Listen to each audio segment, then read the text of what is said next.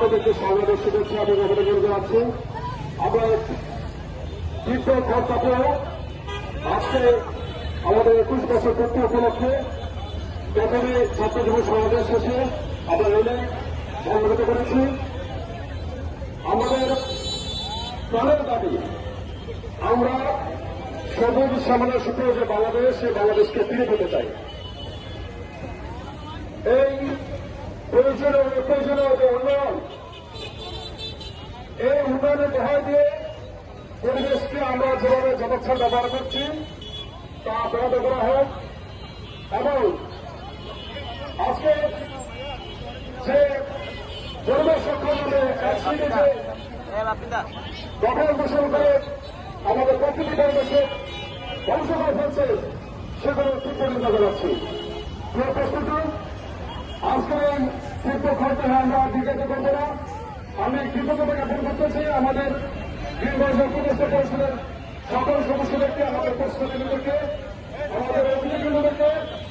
আজকে আমাদের প্রতিষ্ঠান থেকে যে সমস্ত শিক্ষার্থী বন্ধুরা আমাদের এই আজকের আয়োজনকে সফল করার জন্য উপস্থিত হয়েছেন, তাদেরকে অভিনন্দন জানাই, সাংবাদিক বন্ধুদেরকে অভিনন্দন জানাই। আমরা চাই আমরা যে দাবিগুলো এখানে উত্থাপন করবো এবার, এই দাবিগুলো সারা বাংলাদেশের মানুষের দাবি। আজকে হয়তো আমরা এখানে 4 থেকে 500 শিক্ষার্থী বন্ধুরা এই পরিবেশের পক্ষে এখানে দাঁড়িয়েছি। আমাদের এই কথাগুলো সারা পৃথিবীর মানুষের একটাই কথা, আমরা পরিবেশ বান্ধব পৃথিবী করতে চাই।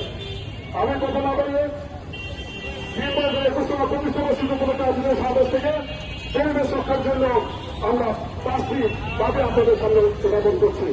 আমাদের প্রথম দাবি, খাল জলাশয় নদীর দখল দূষণ বন্ধ করে অবৈধ দখলদার উচ্ছেদ এবং প্রাকৃতিক জল প্রবাহ পুনর্বারে জরুরি জাতীয় পরিকল্পনা গ্রহণ করতে হবে। আমার দ্বিতীয় দাবি, নবায়নযোগ্য শক্তি, বিশেষত সৌরশক্তি ব্যবহার সম্পন্ন হবে। বিদ্যুৎ জ্বালানির দাম না বাড়িয়ে নিয়ন্ত্রণের মধ্যে কমাতে হবে এবং জ্বালানি খাতের নিজস্ব সক্ষমতা বৃদ্ধি করতে হবে। আমাদের তৃতীয় দাবি, ইট কাটা, শিল্প কারখানা ও যানবাহনের বায়ু দূষণ নিয়ন্ত্রণের কঠোরায়ন প্রয়োগ এবং পরিবেশ বান্ধব প্রযুক্তির বাধ্যতামূলক ব্যবহার নিশ্চিত করতে হবে। আমাদের চতুর্থ দাবি, অবৈধ বালু উত্তোলন বন্ধ, বনাঞ্চল রোধ এবং কৃষিজীবীর সংরক্ষণের কার্যকর নজরদারি ও কঠোর শাস্তিমূলক ব্যবস্থা গ্রহণ করতে হবে। আমাদের পঞ্চম দাবি, খাদ্য বিষাক্ত উপাদান নিয়ন্ত্রণ, পরিবেশ বান্ধব কৃষি ব্যবস্থা এবং জনস্বাস্থ্য সুরক্ষার সমৃদ্ধ উদ্যোগ গ্রহণ করতে হবে। আজকে এই আমাদের পাল্টা দাবি আমরা সরকারের কাছে অনুরোধ করছি, আমাদের দাবিগুলোকে আপনার বিবেচনায় নিয়ে অনতিবিলম্বে এগুলো বাস্তবায়ন করবেন। আমি আর কোনো বিকাশ দেব না।